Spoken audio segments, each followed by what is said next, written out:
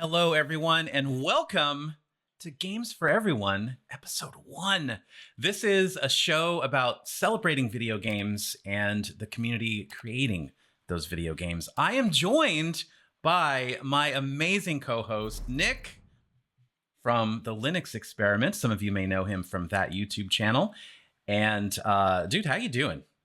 I'm fine, thanks. Thanks for having me on the show. And My pleasure. I think we're going to have a pretty nice first episode and a pretty nice podcast about gaming. So yeah, I'm doing fine. I'm actually just starting on Monday my freelance career. So I will not be working as an employee anymore, and I will be doing YouTube half time and freelance work the other half of the time, which is fantastic. It's been a long time amazing. coming. That's really amazing. Super happy. How long has that journey been for you since you started your Linux Experiment YouTube channel?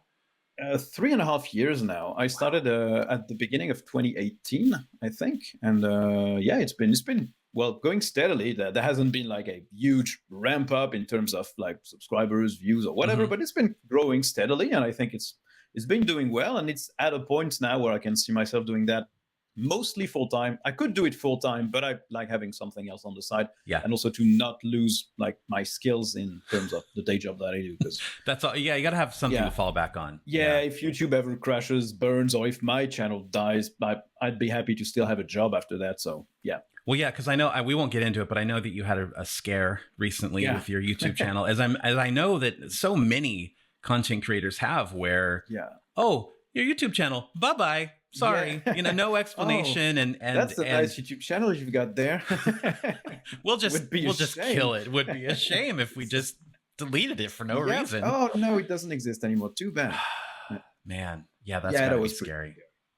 And I'm not going to be doing any giveaway live streams anytime soon. Oh, yeah.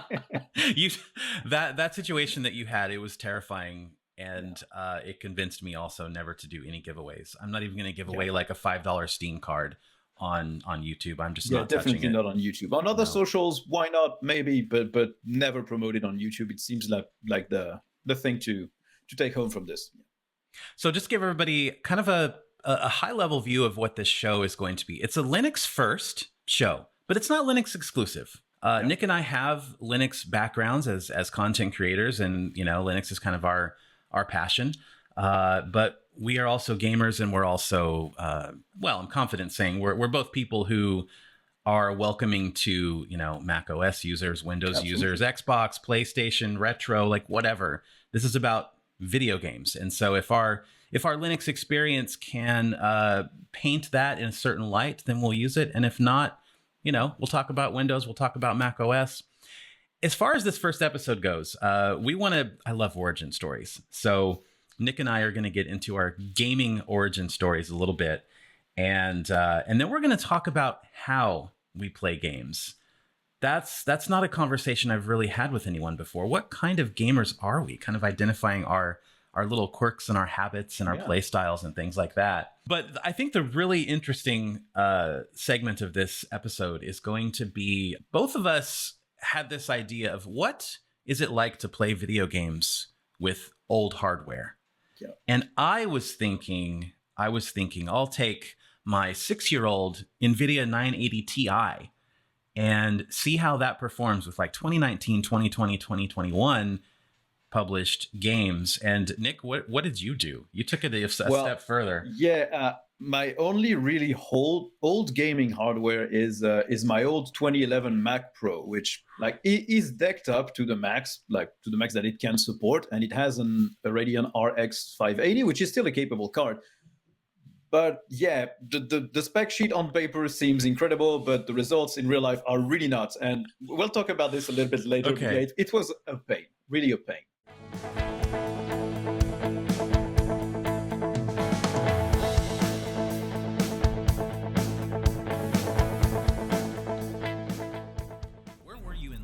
When you realized, I think I really love these video games? Well, the first experience I got with video games was when I was a kid on holidays. My parents weren't big on technology, so we didn't have a color TV until I was like 15 years old or something, which is like horrible, but that was how we lived. We didn't have a computer, we didn't have a game console, but my friends, when I went on holidays, had one, and they had a Nintendo, a Super NES, and they had a Mega Drive or Genesis for you guys in the US. And that's my first experience. Actually, I had never interacted with video games before that, to the point that when they handed me a controller, I put it down on my lap and I pressed the buttons like this instead of holding it, because I had no idea how you were supposed to use that thing. I thought it was like kind of a small keyboard, which is ridiculous. So everybody made fun of me for like 10 years with that. But yeah, that was my first experience with video games: Mega Drive, Genesis, and Super NES. And after that, when I grew up a little bit, like all my friends had PlayStations, and I wanted to have a PlayStation as well. So my parents said, "You know what? You can save your money from your Christmas, your birthday, whatever, and you can buy it."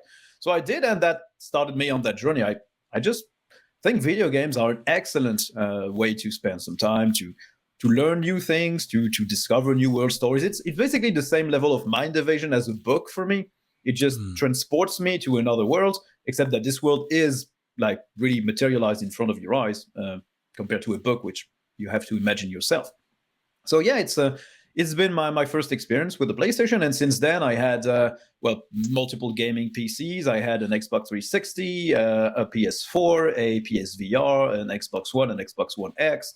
I've got like a PS Vita as well. I loved the Vita. I love handheld games in general. I have to interject that I recently got this Odroid. It's an Odroid Go Super. I got this about a week before Valve announced the Steam Deck. Damn. So, although this thing is going to end up being a kind of a paperweight in a few months. But significantly cheaper. And yeah, so I still game like as much as I can. I don't have as much time as when I was a kid or a student, but I still do game a lot compared to a lot of other people. And now my number of platforms has really reduced. I game on my gaming PC, which is running Linux. I game on a Windows laptop, which is running PS Now, because that I can't run it on Linux. It doesn't work, or at least it doesn't for me. And I game on an Xbox One X, and of course the Steam Deck soon when I receive that thing. Yeah, but those are the platforms that I currently now own, and the Mac Pro, which I had not considered for gaming, and I will not consider for gaming again. But there's still that thing. It's right underneath it, right there. Let me just go off on a quick tangent here. What do you think about the future of gaming on Apple Mac OS now with M1, M Pro, M Max? Do you think the publishers will start paying attention now, or no? It's a tricky one, because even though you now have the horsepower in these laptops, because clearly like the M1 Max, I think, has exactly the same performance as a 3080 mobile version, I think, with a lot less energy consumption. So it's extremely impressive what they've done on a single system on a chip. It's super powerful. But to create a game on Mac, you still have to use Metal. It doesn't support OpenGL. It doesn't support Vulkan. You have Molten VK, which is kind of DXVK to transfer Vulkan into Metal. But you have to support Metal, which means that you have to develop another and maintain another specific backend for your engine. And I don't think that game developers will do that until those new Macs are commonplace. Like if everybody gets equipped with these, Intel Macs disappear. Maybe yes, at some point, but for now, I think it's going to be limited to what's currently on Apple Arcade and what crosses over from iOS to Mac OS. Yeah, I feel like it's a chicken and egg scenario, just like it is with Linux and native ports on Linux, right? I mean, the developers are not going to be incentivized to create those native ports for Mac OS because there's not enough people there. But then again, you won't get. How can you get more gamers there if the games aren't? So it's the same problem with native games. Basically, it's the exact same issue, because these are two platforms that you don't get DirectX on, and DirectX is kind of the default that people use to create games nowadays. Even though Vulkan is getting more popular, DirectX is still like the king. And you don't get DirectX on Mac or on Linux, which makes supporting Mac or Linux the same choice. And at least for Linux, now you have Proton. For Macs, you don't have that. So why would you want to bust your back creating a new version using Metal when you don't even know if people are going to buy them? Because traditionally people have not been buying Macs to game because you couldn't game on Macs. So yeah, I think it's going to be a long time coming before we see more games on Macs. Yeah, and Apple didn't exactly go out of their way to show any video game footage at No. all with the Pro and Max announcements. So, No. yeah. And I thought they would do it because when they announced the first M1 chip, they showed Shadow of the Tomb Raider.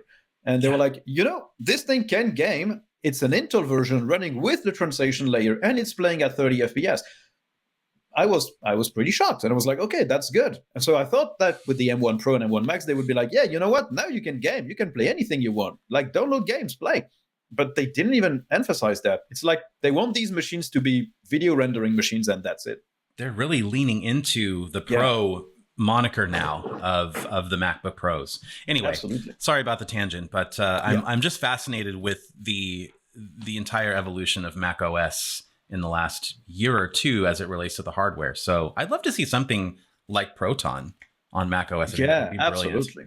That would be really nice. Going back to your origin story, Nick, what was your favorite console when you were a kid, growing up, teenager, early adulthood? What just really stuck out? When I was a kid, it was the Mega Drive, the Genesis. Okay. It was like, I played Streets of Rage. I played a wonderful version of Aladdin on the Genesis, on the Mega Drive. And then the superior version of Aladdin, by the way. Yeah, it was so much better graphically in terms of gameplay. It's so much better.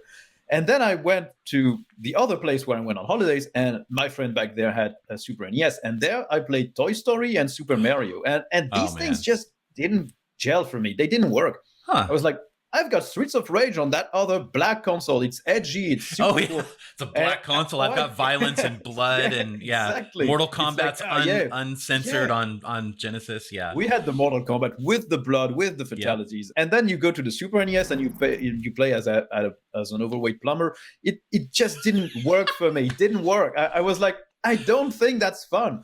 I didn't have fun, and that stuck with me because, for me, Nintendo games hold basically no appeal. I'm not a fan of Zelda. I'm not a fan of Mario. I've never really enjoyed those games. And I know I'm going to get a ton of flack for that. You might have to edit that out. At the Linux EXP. At the Linux EXP on Twitter. For shout out to... Just yell at me on Twitter, please, about this. Oh, no, man, that's going to trigger some people, Nick. Oh, probably, yeah. I'm not saying those are bad games because I can understand the appeal. I just personally don't find them super fun to play. And like, I tried Breath of the Wild. I even bought a Wii U for Breath of the Wild because it looked so amazing. It looked like a Miyazaki picture turned into a game. But after 5 hours, I just got so bored and I couldn't continue. I just didn't find it enticing at all. But that's just me. I understand why people would like it because it's an experience and not necessarily a gameplay experience, but it's a visual and an audio experience. And I think it triggers also a lot of nostalgia. But for me, since I never really played on Nintendo consoles, I don't have that nostalgia. And so, yeah, as a kid, it was the Genesis. And growing up, of course, the PlayStation, which was the console I had, which was probably like one of the best consoles of its generations. Yeah. Maybe the N64 could compete in terms of pure awesome games that it had. But I think the PlayStation was the superior one. And after that, I'm still kind of in the Xbox side of things, but not because I think the Xbox games are better or anything. It's just because they've done so much for gaming in terms of the Xbox Game Pass, in terms of retro compatibility, that basically I've got all my library from the 360 days up to the Xbox One, Xbox One X. And if I move to a Series S or X, I will also continue to have all my games playing and running. Yeah. And I can still have all the games I want for $10 a month. I think that's fair. I mean, I remember it's at one point when I had my huge console collection before I moved to Europe, I had to have my PS 1, 2, 3, and 4 all plugged in if I wanted to be. And it's like, this is ridiculous, guys. Come on. Yeah. I never. There's never been a PC 2. Yeah, I can still play games on PC that were released in the early 80s. Come on. Yeah, so some of them will have hiccups and problems. Sure. But basically, there are solutions to run them. There are community patches. There are emulators. There are like DOSBox, whatever. You can use a lot of things on console. If it's not supported, it's not supported. You can put your disc in, but it's just not going to play. My origin story is a little different. I think it started around 1983. And I'm not going to say how old that makes me. But it started around 1983 in Fresno, California. And in the 80s, guys and girls, roller skating was a big deal. Okay. You went to your local roller rink and I noticed these tall machines that I'd never seen before. I think the game was Donkey Kong.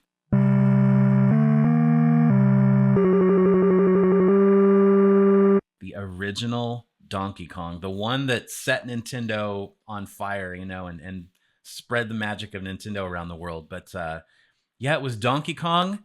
And I remember just asking my mom for quarter after quarter after quarter because I sucked at that game. That game was super hard. I never mastered that game. I still am terrible at Donkey Kong. But then I think Pac-Man showed up like a year later or something, and Pac-Man was the one that hooked me. I don't know exactly why, but I was so addicted to that game. And, you know, later on, the arcade love was, you know, it was Street Fighter 2, and it was, oh gosh, just all the Neo Geo games that were always different when you went to your local arcade, always a fresh selection. You could not play them at home because that was like for super rich people. Yeah. But so around the same time as me discovering these arcade games at the local roller skating, man, what a blast. My stepdad had a PC repair company, and I was fascinated. I was just so taken with all of the hardware that was in our garage, and this kind of fueled my love for both tech and video games at this time, like 1984 and 1985. And I would always go in there after my parents went to bed because I was so curious, you know, and I could never get in there and like touch things with him around. And there were just these stacks, these huge boxes of floppy disks up on the shelf. And I don't know, one night I stumbled across one that said something like it was like DOS games A through F, or, you know, DOS games G through T or whatever. And I didn't even know what to do with that disc. I just ended up figuring out, like, through the course of several late nights, figured out how to insert it, and then like, you know, the DOS prompts, because I had watched my stepdad do some of that stuff. What was the first? I think the first game was called Digger. It was like a DOS clone of Dig Dug, you know, and there was Pac-Man, spelled Packman, and all these ripoffs. and I could not get enough of those. I was just enamored with the fact that I could play these games at home. What? And then, you know, later on when I was a teenager, I got a Game Boy, and the rest was history. Yeah. Once I got that Game Boy, I was playing Tetris until all hours of the night. I was falling asleep, thinking of the various bricks and solving various scenarios in my head as I fell asleep. And but yeah, I really, it's weird. I really have to actually point to just that treasure trove of floppy drives in my stepdad's garage. I think that's kind of what kicked it off for me. And that's something that would really have like set my mind on fire as well. Because I saw my dad playing with his, well, not playing, but working on his laptop that work gave him. And it was really old laptop. Like you didn't have a touchpad. You had a ball, a trackball, and it was an old thing. And I wondered how that thing worked and what you could do with it. And so if he had like piles of little floppy drives, I would have been like trying them out. Oh yeah, what's on here? What's on here? What's on here? What is it doing? Yeah, and you know, and one computer, by the way, one computer had a green screen and one had an orange screen. So I was like, oh my God, multiple colors. What should I use? Yeah. In the Nintendo and Genesis days, I was mainly a Nintendo person just because I pretty much only had the Game Boy. And I had a neighbor across the street when I was like 13, and I used to babysit their kids. And I didn't care about the money they were giving me. They would give me like $5 or $10 to babysit them for the night while they went out. But you know what? They had a Super NES, and they had like all the games. Every time I went over to babysit, they would buy us a pizza, and we would just sit there and play games. And it was like, this is work. Come on, this is not work. They basically spend more buying the pizza than what they paid you for the night. But yeah, I was actually once I had the ability to buy my own systems and games, I was a Sega boy. I had I had the Genesis. I skipped the 32X because that was kind of garbage. Yeah. I went straight to Sega CD, and then I fell in love with the Saturn and the Dreamcast, which is the Dreamcast. Man, the Dreamcast is something I never understood. Why did that thing fail when it was so much better than everything else? And marketing. I never understood that. I chalk it up to marketing. Yeah, poor marketing, poor timing. Yeah. I really don't know. I mean, the PS2 had something to do with that for sure. Yeah, definitely. But yeah, it's interesting. I was more of a Genesis guy than a Sony or a Nintendo guy. And for now, like, I'm a PC guy, I guess. Yeah, that's where I do most of my gaming now. As well. Well, okay.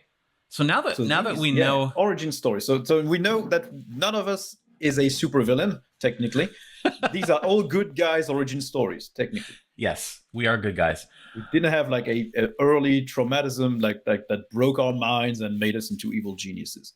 Well, hold on. Oops.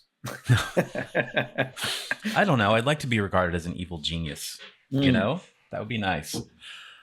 Well, now that we know our origin stories, I think I want to talk about how we play. Like, what kind of gamers are we?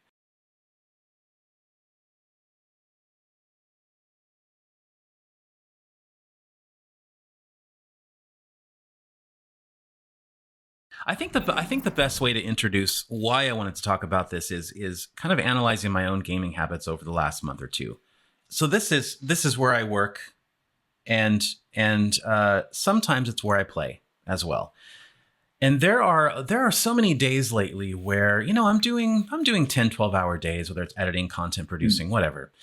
And sometimes I just don't want to fire up that PC to play something after I'm done working. Yeah. I want to get out of here. Yeah, and so one weekend I took my M1 Air and I decided, you know what, I'm gonna play the rebooted Tomb Raider, and I just sat on the couch all weekend and played it there with a controller, and I've been playing so much Lego Star Wars Battles on my iPad, and I've just noticed that with the exception of the weekend is where I will try my best to spend. Like last weekend, I spent 15 hours finally playing Death Stranding. And we can maybe talk about that a bit later. I adore that game. But I'm not, so I know now about myself that I'm really not someone who plays a lot of multiplayer. Unless it's pretty much just Call of Duty. Like if I need to blow off some steam, I'll play Call of Duty for a few rounds, and that's easy to jump into and out of. I do not, despite my absolute best efforts, I am not an MMO gamer. I have tried. I have tried Guild Wars 2. I have tried Warcraft. I have tried Final Fantasy 14. Love that game. Just don't have the time for it. So I'm finally starting to accept in my 40s that, you know, I love video games, but I can't play them all. Yeah. Even though I want to. That's a hard realization to get to. And so like if you give me an open world game like Far Cry 6, I'm not going to play it because it just takes too long. Yeah. If it's a 120-hour RPG, I'm probably not going to play it, or at least I'm not going to finish it. Yeah, so I'm finding myself really almost coming to a point where I will schedule an hour or two in my day to play something. And that's going to be something I really, really, really want to play. And ideally, it's going to be maybe an indie game or something that I know is a short gaming experience. And the other thing I've realized about myself is I cannot multitask when it comes to playing video games. The big AAA game I'm playing right now is Death Stranding. If I try to play something else, I'm going to come back to Death Stranding and forget how to play it. Yeah, I have the exact same issue. Yeah, okay. So, I mean, I guess that's me. I don't know how that fits into a box or a label as a type of gamer, but that's just me. Yeah, right now. I don't think there are really labels for this kind of thing, but I fall into kind of the same categories, which is multiplayer for me is stress, like pure stress. Competitive multiplayer is not allowing me to blow off any steam. It's stressing me out. I don't like it, and I don't play it. I play competitive games if they are really like not skill based and like really low effort, like or with friends. Okay. Yeah. But against opponents that do not know and that have the ability to talk to me, there is no way I'm ever going to touch that with a 10-foot ball. I do like online play for cooperative things though. Like I really love playing Destiny, doing the raids, doing the strikes. Those were nice. I like doing that. And that's like as close as I got to an MMO in my recent years. I used to play Dark Age of Camelot when it released. It was an amazing MMORPG. It was basically WoW before WoW. It introduced a lot of concepts that WoW built upon afterwards. It was an amazing MMO, but that's basically all the MMOs I played. I couldn't get into other MMOs because I don't have the time either. I can't sink like 5 or 6 hours into a game daily. I just don't have that kind of time. Yeah, I can't. And some MMOs probably don't require that kind of time involvement, but I don't want to only be playing one game. And I've always got the feeling that if you start playing an MMO, you basically say goodbye to everything else because you don't have the time to play anything else. You know, my friend Yurko actually struggled with this. He and I were talking about it at coffee. He said that once he subscribes and he invests the money into an MMO, he feels like to justify that, he has to also invest his time. And if he plays anything else, he's kind of like cheating on that MMO. And he feels guilty because he's not. Yeah, he's not actively using his investment. And that's something that would really, really trigger my brain as well. I would be like, no, come on. You're paying like $13 a month for this game. You have to play it. But I don't want to. Yes, but you're paying for it. Play it. It would force me to play. And it would kind of become work, actually. And that's not something that I want. On a related note, I hate... that's a strong word. I really dislike when the word grind is used in a game. Because that's the furthest thing from what I want when I play video games. I don't want to grind. I don't want something that feels like work. You know? And that's what made me stop playing Destiny, because it was a grind. You had to repeat the same strikes over. I think I played like 80 hours of that game, and I loved 80 hours of that game. But after a point, I was like, I don't want to be replaying the same 6 or 7 strikes over and over and over again to get like 100 of that material, which exchange for this can get me 10 of that material, which can get me plus 0.1 damage. I don't want to do that. I feel like you have to have a degree. It's a spreadsheet. A college degree to understand the economics of that game. Yeah, and I think Destiny 1 was simpler than Destiny 2 because you couldn't like improve your gear that you already got. Destiny 2 also allows you to improve the gear that you get with the same system of like breaking down something to get points to infuse into something. I don't want to play spreadsheets. That's not something I like. Even if you put a very nice interface on top of it, it's still a spreadsheet, and I don't want to do that. Oh man! So I'm more of a solo gamer, and as time goes by, I think I really don't like playing games that are really difficult because I don't really have the time either.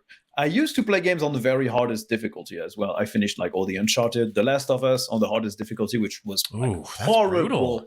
Yeah, you don't have the vision. You can't see behind the wall, so you don't know where the enemies are. When you find like a bandage that allows you to craft a medkit, you find like a quarter of a bandage. So you have to find 4 to be able to start building anything useful. See, that's a grind. That was grindy. And at the time I loved it because it was like super realistic. But nowadays doing that would just, no, never. I would never do that. Do you chalk that up to the fact that you have less time to invest in playing the games, or just that it's frustrating now? Well, I think it's because I have less time in general, and I already do a lot of work. And when I want to play video games, I have like maybe 4 or 5 hours per week to play video games, maybe a little bit more than that now. And those hours are my off time. When I offload my brain to something else and I do something else. And I don't want that part of my life to be frustrating. Even if it's frustrating, like to try and learn something, to feel accomplishment when you finally do it, it's still frustration. And I don't want to have that, which is why I don't play the Dark Souls games. They look incredible. I always wanted to play those. They do. I'm sure that it is supremely. I'm sure it's supremely rewarding when you finally, traverse beat that boss or harrowing area and beat that boss and get all that loot. And I'm sure there's just an incredible sense of accomplishment there. But yeah, I'm sorry. I'll live vicariously through Exactly. someone else. I want the accomplishment, but I don't want Don't the want part the to work. get that accomplishment. I don't want that part of work. It's work. For me, it's work. So Yeah. I can understand why people love it because, like, I mean, it takes skill, it takes concentration, and you finally beat it. You know that it's because you were better than the game, which is incredibly rewarding. If any game gives me the option of, would you like to experience the story? Yeah. Yes, that's the Yes. one. Yes, Give me that's the that. one. Yes. And on that note, I felt pretty much insulted by the last games I played because those were the Wolfenstein games, the Wolfenstein The New Order and Wolfenstein The New Colossus. These are the two games I finished recently. Okay. Their difficulty levels are named in such a way that when you select normal or easy, you feel like a really bad gamer. Yeah. Their name, I think the name is like "Don't Hurt Me Please," that's normal, or "Can I Play Daddy" for easy. And you even get the picture of like the main character with a little like sucky thing. Yeah, the pacifier. bomb. Yeah, yeah. You're like, why? Wow. Why would you do this? It's super insulting. And I get it. You want to cater to like the hardcore gaming guys that will like die in one bullet and finish the game, like breaking their teeth, clenching their jaws. But yeah, I think it's insulting. I still played them on normal. Yes, Don't Hurt Me Please. That was fine for me. So did you finish both of those? I finished both of those in the past 2 weeks because they're nice. relatively short games. They're like weird. They are weird. The gameplay is fun, and the first one I think is more grounded, but the second one goes like all over the place. Like you die, you resurrected, you whatever. Wow, okay, this is going way too far. But yeah, they're fun to play. The gameplay is nice. Most shooters like that, they follow sort of the same evolution as the Fast and Furious franchise. Okay. Yeah. They start out, they're very grounded, they're very realistic, but as time goes on, and let's use, you know what, let's parallel Saints Row with Fast and Furious, right? Saints Row was the first one was kind of this very grounded, as you said. It was kind of like a GTA clone, you know? Yeah. A little bit more humor, but not completely silly or whatever. Yeah, the violence was, I guess, realistic for back then. The weaponry, the scenarios, whatever. And then Saints Row eventually got into Fast and Furious 7 territory, where basically they're all superheroes, and they use magic. And weird, yeah. This basically completely turned me off. Those look like fun games, not for me. They're not for me. Yeah. That's fair.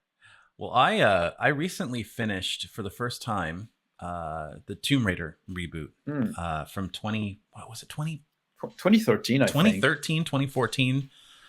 And wow, I mean, I had such a blast with that. I burned through it in 2 days. That's all I did. I love those games. I wonder if I would have had a different perception of that game if I would have played it in smaller chunks. Because from my 48-hour experience with Tomb Raider, Laura goes from just this very normal, adventurous woman with not a lot of skill to being like the star of a murder simulator. You know, she gets super murdery. the first hour or two, she's like, I had to kill him. Yeah, I had to kill him. She takes so much pain. Like she gets impaled, she gets crushed on the head. She takes so much damage, and you feel her pain. And after that point, when she's killed the first enemy, she's like, okay, you know what? I'm just going to murder 10,000 people now. Yeah, and in the commentary, she's like, I'll kill you, you bastard. One of you was mean to me. You're all going to die now. So playing that game from start to finish over a weekend, it just accelerated so quickly, you know, It escalated so quickly. They're really good games. I like them. But if you've played like the older ones, like if you've been at the golden age of Tomb Raider 1, 2, maybe 3 and 4, those games are not really the same. Like, no, you don't get that same discovery feeling of a wonderful temple, super hidden with multiple mechanisms. It's more Uncharted-y than Tomb Raider-y, I'd say. They're still good games, but you don't get. I don't think they recapture the same feeling that Tomb Raider 2 had for me. You're right. I mean, I can't speak to Rise of the Tomb Raider or Shadow of the Tomb Raider yet, but I think in the Tomb Raider reboot, actual tombs, the namesake of the game, were just bonuses. They were optional. Yeah, and they're hidden. They were just optional. hidden And bonus. they're super small. Like you just have to burn a road, Solve a shoot room. on something, and climb quickly the wall, and then you're done. Yeah. So the original Tomb Raiders, you're right. They felt like a puzzle game almost. Yeah, there were more puzzle very games than elaborate combat and games. But I really enjoyed the reboot games. I thought they were really nice. Graphically, they are still impressive. Even the 2013 one still looks really good in terms of animation, facial capture. They're very realistic, and yeah, the environment is well done enough that you can really immerse yourself in the world. And I think it's a good time sink. And I've been pondering replaying those. I love when I can go back to a game, not back to, I guess. I say back to because if you looked at my Steam profile before I actually started playing Tomb Raider, it said something like 80 hours of playtime. 80 hours of benchmark. All benchmarking, guys. Really, for the last 5 years, nothing but benchmarking that game. It's a nice feeling when you can go to a game that's that old, I guess, and it stands up to the test of time. It's aged very well, and it still looks honestly, it still looks good. It looks great. Well. It looks great. And there was that one period of games, maybe we'll call it the PlayStation 1 and early PlayStation 2, early 3D era. Yes, these games have not aged well in terms of controls, of graphics, of texture warping. As you move into the room, you see the texture distort, and those games and the tank controls with no joysticks, those were atrocious. But do you remember Resident Evil 1 and 2? I replayed the remake, the GameCube remake recently on Xbox, and I immediately enabled the modern control thing that they added, because tank controls are just impossible to use for me nowadays. I just can't, my brain just cannot figure them out.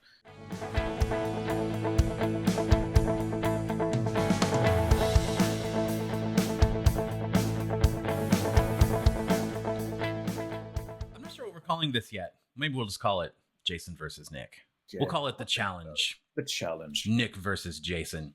So what we want to do is for maybe once a month, we want to challenge each other to a high score battle. Right? I'm thinking something casual, something affordable, something that's just, dive in real quick. Maybe it's Geometry Wars, or maybe it's Pac-Man, or I don't know, whatever. And maybe we'll have some footage of us playing and kind of trying to one up each other, throughout the interim between when we record episodes. But what we want to do is we want to leave that in your hands. Yeah. So what game should we challenge each other with? You decide. Don't say Dark Souls. I'm not playing Dark Souls. You can put that. You can comment with that, but I'm not playing Dark Souls. But yeah, just leave a comment, or you can track us down on Twitter if you want to do that. Let us know there. It could be an open source game. It could be like a relatively inexpensive game on Steam. Whatever you think might be fun to have like a small competition, a small challenge on it. Yeah, and I think that eventually we'll get you guys into the mix too. And once we have a forum or somewhere to kind of gather all of that information and media, then we'll get the community in on it too. But for now, just leave a comment on this video or this podcast, wherever you're listening, and drop the name of the show. Of the game.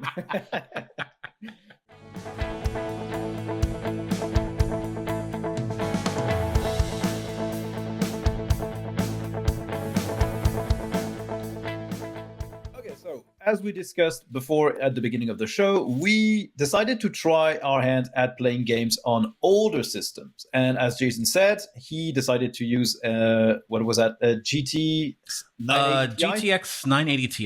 Yeah. GTX 980 Ti. And so I decided to try an RX 580, but on a weird platform, which is a 2011 Mac Pro. So we're going to start with Jason's experience, I think. And okay. I'll finish up with my terrible gaming experience on that old Mac Pro. All right, fair enough. So I decided I was going to pull out my reference model. And you know what? Actually, no, never mind. it's still in the Failio, actually. So I'll have some photos of it. But I decided to pull out my reference model, NVIDIA 980 Ti, and put it in that System 76 Failio, which has 16 gigabytes of RAM, and the CPU is a Ryzen 5 3400G. So modest, Certainly the oldest piece of hardware in there was going to be the 6-year-old graphics card with, I believe 6 gigabytes of VRAM. Yeah, it's got to be 4 or 6. Yeah, consumer NVIDIA GPUs generally don't have that much VRAM. So I think, it's going to be 6, yeah. So I thought, okay, this is in 2021. This is going to be a 1080p card if you're lucky, right? I really had no expectations. So what I did is I loaded up about 5 or 6 relatively modern games. So Dirt Rally 2.0 from 2019, Doom Eternal 2020, Risk of Rain 2, which I think is technically still early access. I don't know if it's... Yeah, it's one of these games that I've been playing it for like 2 years, but but it's still not officially out yet. So we'll just say it's from 2019. Yeah. Yakuza Like a Dragon from 2020 and Death Stranding also from 2020. Yeah. And so what I thought is I'm just gonna go in and set the graphics to 1080p resolution, so 1920 by 1080, and see if I can get at least medium quality settings in 60 FPS for all of these games. I had no idea if it would work or not, but we'll kick it off with Dirt Rally 2.0 from 2019. That was, I think, the most surprising and successful result of this little test, because I got an average of 57 FPS and a minimum of 49 FPS. And that was the impressive part, was the minimum. Yeah, that's really nice. And that was doing Rallycross. So having other competitor AI on the track, lots of dirt and mud and, a lot of activity on screen, not a benchmark, just an actual gameplay. I used Mango HUD to benchmark it on. Oh, and these are on Linux, by the way. I should have mentioned these are all Linux results.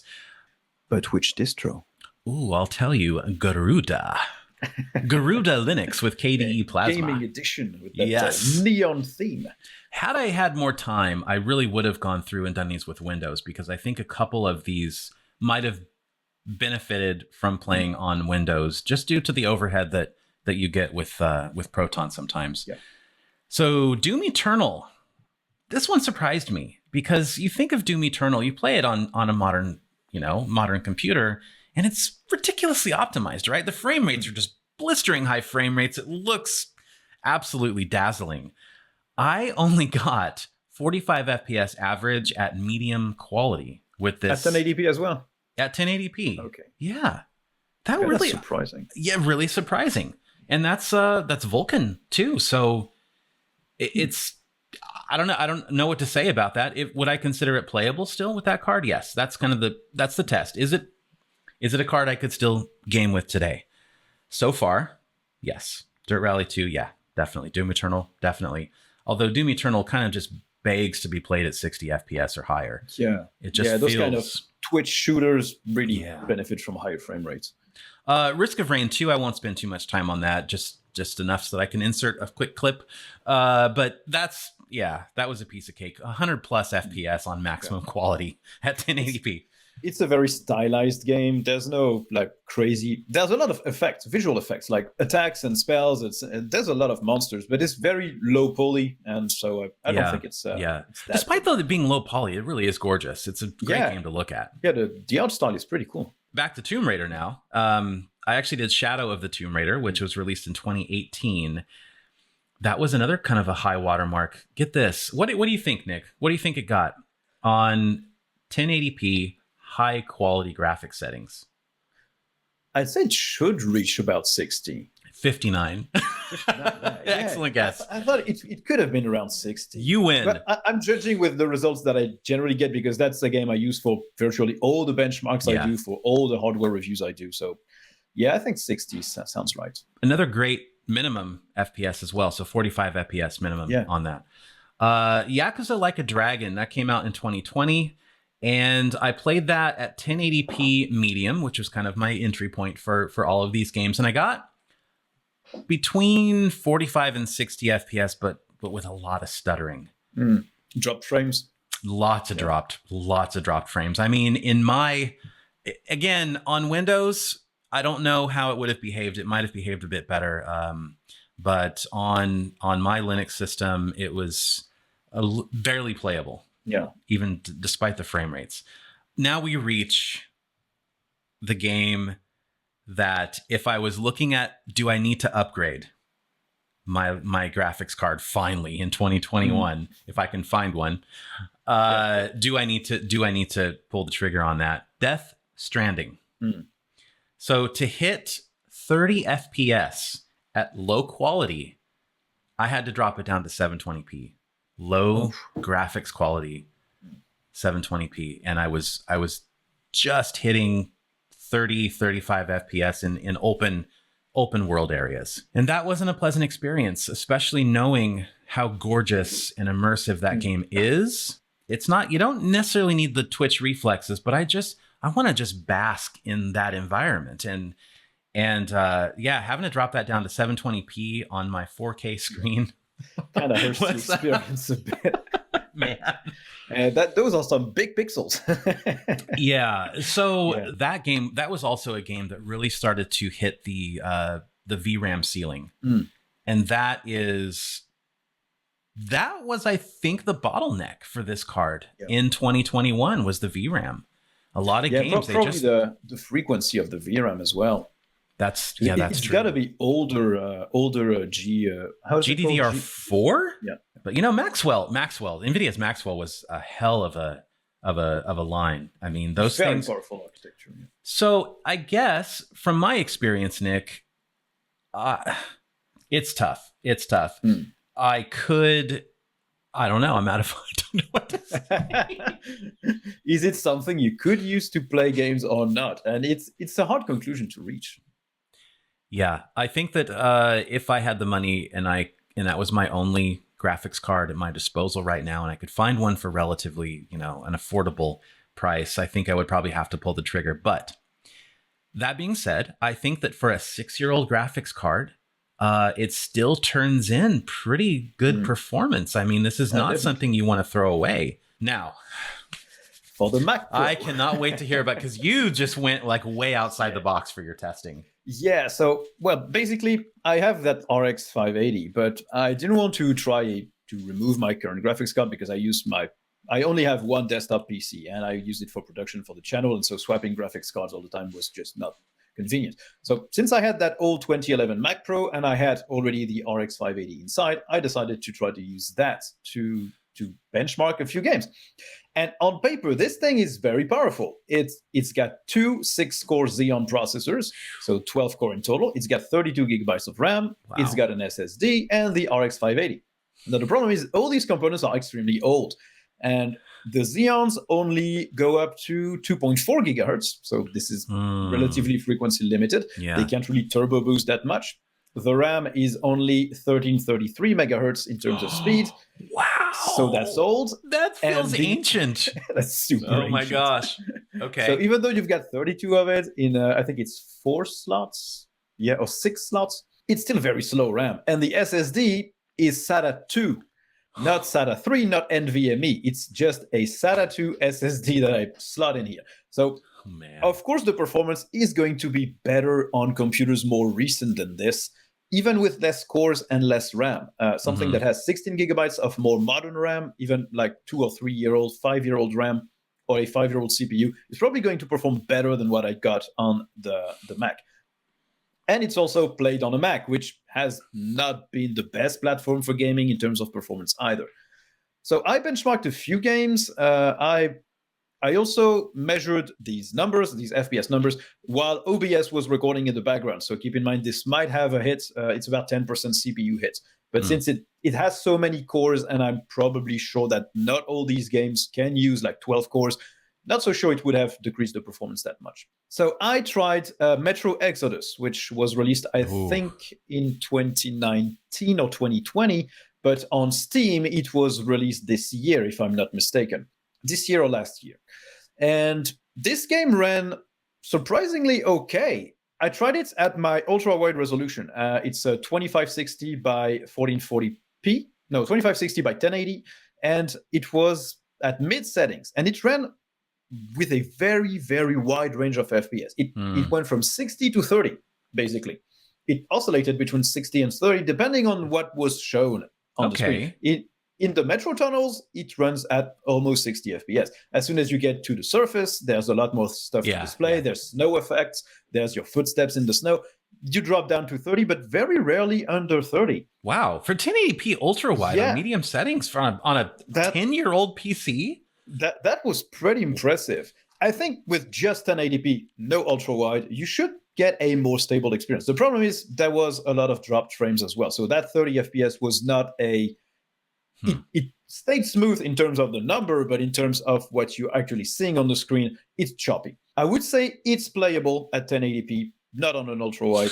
And at low settings, it's definitely playable without any questions. That's a demanding game, though. Yeah, very demanding. And even at low settings, it still looks pretty good. It still can look better than some recent games at mid to high settings.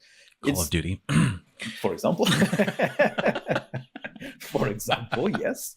Okay, so I would call that a success. Yeah, that was a success. And then we had Shadow of the Tomb Raider, the benchmark, and this is where things got like horrible. The loading times alone were around 7 minutes to load the benchmark. So that's probably the SSD. That's probably not on the graphics card. That's the SATA 2 SSD. That's an SSD though. Yeah. I mean, granted, it's a SATA 2 SSD, but still. Which means it's probably as fast as a regular hard drive on SATA 3. I almost thought the thing had crashed because it was so slow and it took so long. But when it got into the benchmark at mid settings at 1080p, not ultra wide, just 1080p. Okay. I got 40 FPS at medium settings and 60 at low settings. Not a super stable 60. It fluctuated between 50 and 60, but it was like really playable. And I think if you transpose that graphics card into a desktop that has a more modern SSD with a more modern like data transfer interface than SATA 2, which I think doesn't exist anymore and shouldn't exist anymore, please. But yeah, it should be more playable. It should be so we still have a playable system if you're willing to say go take a quick shower while Tomb Raider's loading up. Exactly. Right? Okay. If you enjoy coffee, go make some coffee and you come back. You can play, no problem. And those loading times in Shadow of the Tomb Raider specifically are long, even with a good system, but they're not often. You don't get them a lot. That's true. You don't transition from level to level with a big choppy loading screen. So it's basically only the first gaming session. So no all-out horror stories yet. This is good. No, it's okay. Yeah, but the only horror story is basically on the loading times and the fact that even with a 12-core CPU, you basically cannot hit any 60 FPS at mid settings. It's just too old. And finally, I got Rome Remastered, which was the one that surprised me the most because it's a new game. It released this year, but it's an old game that has been remastered. And the graphics aren't incredible or anything. It's still the old engine from Rome Total War, which probably released in like 2004 or 6 or something. It's very old. Mm-hmm. And they just like upped the quality of the assets, of the textures. They redid the models, and they added some weather effects and stuff like that, and modernized the interface. But that shouldn't have a performance impact. And on the campaign map, no problems. Of course, that's basically just a flat surface with 3D characters moving, so it's super basic. On the battle map, though, it really ran super poorly. I tried at high settings because I was confident at 1080p high settings. I was like, it's an old game. There's no way. And it was under 30 FPS. It was basically unplayable, and it wasn't a huge battle either. I didn't have the maximum number of units I could in my army. It was a historical battle that you can pick. They have pre-made historical battles. So I picked one of these, and it didn't run well. And at mid settings, though, it managed to hit about 45 to 60 FPS, and at low settings, it played at 60. So basically, those are the games I tried. And it wasn't like a complete nightmare, but it was... I expected more, honestly. I expected more, but because in my head, I had an SSD, I had a 12-core CPU, and I have like an RX 580. That's good enough for 1080p gaming, technically. But I had completely forgotten that all these components were plugged in through very old system interfaces. Yeah, I think your bottleneck was the CPUs, honestly. CPUs and SSD, definitely. Yeah, I mean, because the graphics card in itself is definitely usable on any modern system. Yeah, and especially when you're talking about RTS games, because those are historically very CPU bound. Yeah, absolutely. I bet it would have choked on Civilization 6. Yeah, absolutely. On Stellaris. Yeah, it would have died. Yeah. Like even just calculating how the population grows on 5 planets on Stellaris would have killed that thing. It just couldn't run. What's your takeaway then? Yes for the RX 580, but no on a 2011 Mac? Absolutely. Well, basically a 2011 desktop computer is not usable today if you want a gaming rig. If you want a gaming rig for modern games, at least, even if you upgrade, even if I removed the RX 580 and put like an RTX, if it was supported by Mac, an RTX 3070 or 3080, it wouldn't change the performance at all, because that's not what's bottlenecking the games. Yeah. It's the CPU is too old and the SATA 2 interface is too old as well to basically transfer data fast enough for the game to react. So the textures had a lot of pop-in. Loading times were atrociously long. Oh, man. Well, thank you for wasting so much of your time on the loading to do this segment with me. That was tough. But yeah, I'd say yes to the RX 580. If you want a 1080p gaming card, even for modern games, you're not going to play at ultra settings, definitely not. But medium to low, if you have a decent SSD, even a SATA 3 SSD, not necessarily NVMe, if you have a multi-core like the Ryzen that you had on your Thelio, should be enough. It should work well. And I think you'd get an even better experience boost if you were using that on Linux or using games that supported FSR, right? Because with AMD FSR, you're going to get that upscaled image quality and a little bit better frame rate too. Probably try and push it to high or ultra settings if you played at 720 but rendered at 720 but played at 1080 with FSR. Yeah, that could do. Yeah, I think you could play anything at that rate, right? Probably, yes. And even with the 580, and honestly, in a lot of games, you would never notice the difference in terms of visual quality.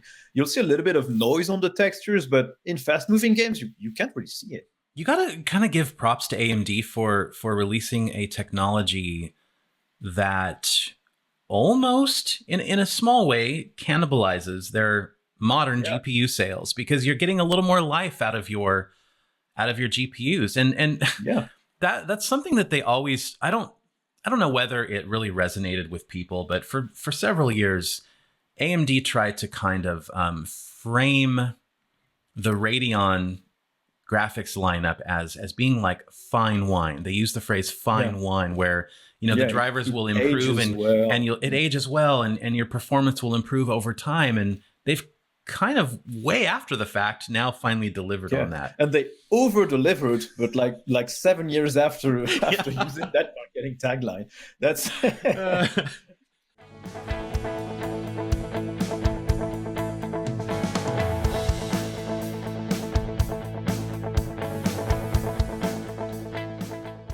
Well, Nick, I think that's it.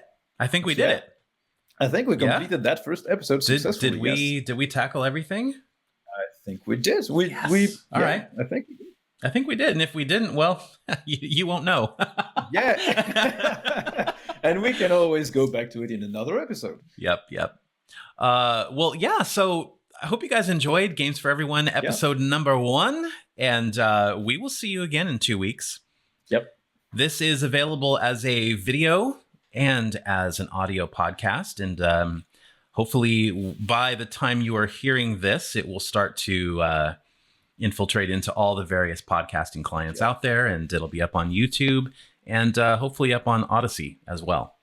Okay, so if you want to follow more purely Linux-related stuff, I have a YouTube channel, which is called The Linux Experiment. And you can also follow me on Twitter at The Linux EXP. And all the videos I post are also mirrored on Odyssey if you prefer to watch them.